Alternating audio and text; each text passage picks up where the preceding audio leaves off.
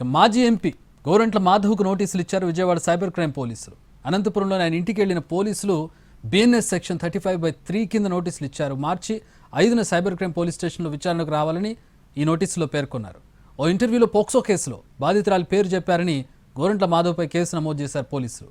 గత ఏడాది November 2న cyber crime police స్టేషన్లో ఫిర్యాదు చేశారు మాజీ మహిళా కమిషన్ చైర్మన్ వాసిరెడ్డి పద్మ.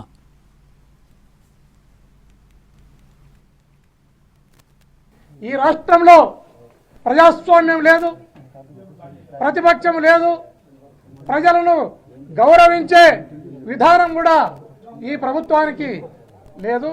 ఖచ్చితంగా ఇలా రాష్ట్రంలో ఇలాంటి తప్పుడు కేసులు అక్రమ అరెస్టులు చేసుకుంటూ పోతే ఈ రాష్ట్రంలో ఖచ్చితంగా నేను ఈరోజు జోస్యం చెప్తున్నాను, ఈ రాష్ట్రంలో అంతర్యుద్ధం రావడానికి ఎంతో దూరం లేదు. ఖచ్చితంగా ఇది కూటమి ప్రభుత్వం కాదు. చంద్రబాబు నాయుడు, పవన్ కళ్యాణ్ గారు ఇద్దరు కూడా మీరు దీన్ని మైండ్ లో పెట్టుకోవాలి. ఈ రాష్ట్రంలో